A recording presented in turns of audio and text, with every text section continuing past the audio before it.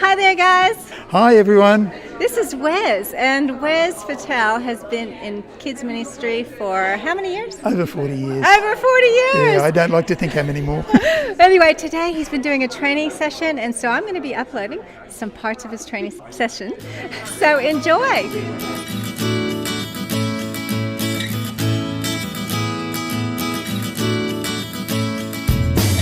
Let's give you just a quick demo. Okay.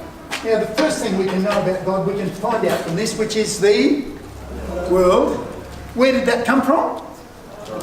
Actually, the Bible tells us that God made it. And the amazing thing is, the Bible tells us that God keeps it together, holds it all in place, and all the other things that are around it. It also tells us that he was actually able to make that just by speaking. He also made the stars. How many other of those? Hey, if God is able to do all of that, what does that tell us about God? Well, you could say he's powerful, but that wouldn't be enough. Actually, the exciting thing is that God is all powerful. So let's show your muscles, boys and girls, and we'll say, God is all powerful. Let's do it again. God is all powerful. Okay. This is a compass. And the needle is pointing to north. Supposing I followed that compass all the way to the North Pole, would God be there? What if I went the other direction, or just kept going the same direction really, and ended up at the South Pole? Would God be there? Yes. What happens if I went to you can't get to the East Pole or the West Pole, can you? But if you went west and came back right through Western Australia and right back to here, would you ever get away from God? No. Why not? Okay, because the next thing we can know about God is that God is everywhere. Let's do that. God is everywhere. So now we know two things. God is all powerful and God is everywhere. Okay, terrific. Here we go. What's that? Birthday cake. Terrific. How old is the person who's having a birthday? 1. Yes. Hey, if you're making a birthday cake for God, how many candles would you put on it? Any idea? I think the real answer is probably none, because you're actually celebrating the anniversary of when this person started living. When did God start living? He never did. Because he always was there, always will be there. That's the next amazing thing about God, is that God has, we're going to make a spiral that goes on and on and on and go both directions. God has always lived. Wow. So now we know 3 things about God. God is all powerful, God is everywhere, and God has always lived. When I was a kid, my big sister and a cousin found this big box at home that had all photos and things in. Found a photo of my dad, and we didn't know it was my dad, and we took it to Mum and we said, "Who's this in the photo?" And she said, "That's your dad." And we said, "No, it's not, because the man in the photo looked like that, and our dad looked like that." What was the difference? Yeah, by the time I knew him, yeah, he lost a lot of hair. Now, here's a question. Who knows exactly how many hairs my father lost off his head? God does. Who knows? God does, because the next important thing we know about God is that God knows everything. Okay. So now we've got, 1, 2, 3, 4 things. God is all powerful, God is everywhere, God has always lived, and God knows everything. Okay. You know something? God knows everything. He's always lived, he's all powerful, he's everywhere. But there's something that you and I have that God doesn't have, never has had, and never will have. What is it that we have that God doesn't have? Sin. Sin, that's right.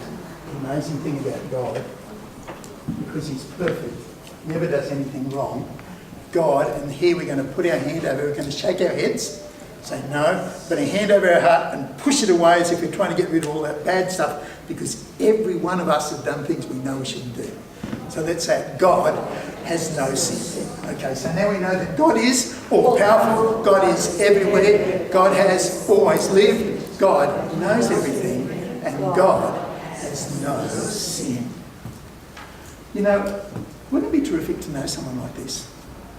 Wouldn't it be great to know someone and have a friend who's so powerful that he could do anything and really care for you? Wouldn't it be great to know someone who's everywhere, so no matter where you went, he'd be there with you to look after you and be your friend and to use his power to care for you and to give you advice because he knows everything. And to know that he'd never ever not be there because he has always lived and always will. That's a pretty amazing friend to have, isn't it? But you know something? God has no sin and God hates sin. So because of the things we've done wrong, in one sense, we can't know God. We can't be with God. God knew about that. He did something pretty amazing.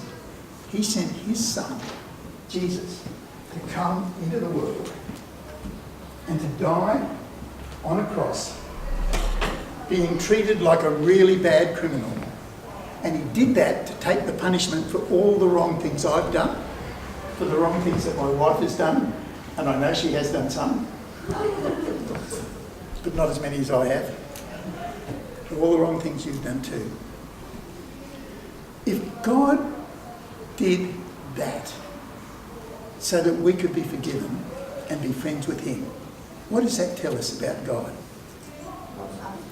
God loves me. Give yourself a big hug. Let's do it. God loves me. Okay, so here's a whole bunch of things we can know about God. God is all-powerful. God is everywhere. God has always lived. God knows everything. God has no sin. And God loves me. Wouldn't he be a great God to know? He sure is. Yeah. So, can you see what we've been doing there? It's all very simple stuff. Okay? They've heard it. They've seen it. They've seen it in ways with visuals that link to their world. Okay? We've made simple statements. Now, notice what we've been talking about. This is actually, this is theology. We're talking about God's omnipotence. We're talking about God's eternal nature. We're talking about God's omnipresence. We're talking about his omniscience. We're talking about his holiness. And we're talking about agape love. Have we used those words? No, we didn't need to. Because we've explained the concepts in simple ways. And we've done it in simple words. Now, are the kids going to understand all of this? And remember it? Actually, not yet. But they're getting a long way towards it. Now, how can we make it really stick a bit better? Yes? Do it more than once. Okay, yeah, do it more than once. So, let's go through and say all of those things again. Here we go. Ready? God is all-powerful. God is everywhere. God has always lived. God knows everything. God has no sin. And God loves me. Now, what we need to do, and we're going to find out why in a bit, is we're going to have the kids recall this. So what you could do is easily play a game. We'd say, okay, I'm going to do an action, and I'm looking for the first hand up from someone who can tell me which of these things goes with this action. No sin. I'm still waiting for a hand. Yes? There's no sin. Okay. God has no sin. Let's do that together. God has no sin. Okay. Another one. Hand there. God has always lived. Let's say that together. God has always lived. Okay. Here's another one. Yes. God loves me. Let's do that together. God loves me. Now, notice what procedure I've been following here with asking simple answers, asking simple questions and getting answers. What procedure have I been using? I've been using hands up, yeah. I'm going to tell you in a bit why you don't always get hands up, and why for a lot of your questions you shouldn't ask for hands up. But yeah, But what else have I been doing here? I've been asking you a question, you've been giving the answer, but I've been doing two other things to make this response more powerful. Well, the actions have been part of it, yes. Putting it into their memory or into their heart, so being reinforced. Okay, yeah, we'll get onto that in a little bit, but there's something else. I'm just increasing their exposure to it. First of all, they give the answer. I reply with their answer for two reasons. One, I want everyone to hear it and see it, and not everyone can from in the classroom, in the audience. Okay, that's the first reason. The other, it gives me a chance to clean it up, so that if it's not quite the way I want it to come through, I can get it through the way I want it to get through. And in their minds, they're going to think they heard the same thing twice. You know, that just cleans it up. Okay. So that's the other thing. And then, what was the next thing I did? Yeah, I got you to do it. Because you see, you are then hearing, seeing, saying and doing. And we're reinforcing your learning. Is that helpful? Yeah. No? Yep. Any questions on what we've done? Is there a copy of that anywhere? Can we take a photo? Or Yeah, look, you can take a photo of it. I can point you to a book that has it in it. If you go onto the OAC Ministries website, they've got a book called Teaching Kids Bible Truths that has that in it.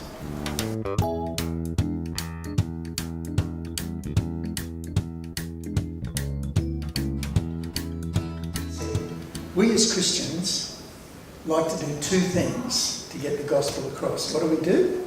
We preach sermons and answer questions. What did Jesus do?